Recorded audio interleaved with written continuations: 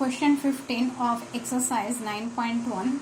A straight highway it is there and tor TW is on that. The man is standing at the top of the tor is observing the car on the highways. Now when the car is making some angle of depression, and that angle of depression it is given 30 degree.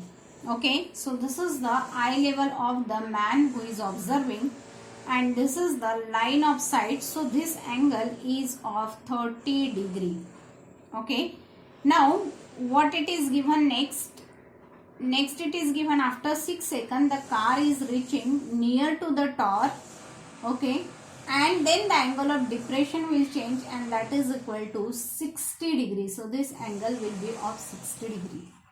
Okay, from the horizontal level to the line of sight, that angle depression is given 60 degree. This takes us 6 minutes to travel. It is asked how much time it will take to travel from C to T. Now here we know that this is the horizontal level and ground is also a horizontal. So these two are parallel and this is the transversal, and hence as this angle is of 30 degree, this angle will be 30 degree. Now this complete angle is of 60 degree. So this angle will be 60 degree. Okay, so we are going to get two right angle triangles. One is this and another is this one. Here it is asked to find out how much time it will take. So time given for this it is given. So we have used now first the triangle WCT, in which we are going to use tan of 60. Tan of 60 is nothing but the opposite, that is H divided by CT, and from that we got a CT is equal to this. Now then we have taken the another triangle and we have taken the ratio, that is tan 30. Tan 30 is nothing but H divided by HT. Okay, so here we are going HT is what and CT is what. If we are going to subtract CT from the HT, we will get the distance HC, and that distance we got it, that is equal to 2 by root 3 into H. Now the information is given to us that to cover this much distance, okay, that is 2 root 3 H, this much distance, it is needed 6 seconds. So to go this distance, how much time it will require? Now we can see this CH is just the double of the CT, and to travel the for traveling this much distance it is taking 6 seconds. It means to travel the half distance it should take 3 seconds, because speed is given constant. As the speed is constant, distance and time they will be proportional to each other. Now then we have solved the next question, that is question number 16.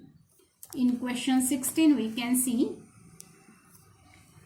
the angle of elevation of the top of the tor from the 2 points at a distance of 4 meter and 9 meter are given. So this is the tor, and the angle of elevation it is observed first from 4 meter from the foot of the tor, and then it is observed from 9 meter from the foot of the tor. So P and Q are the positions of the observations.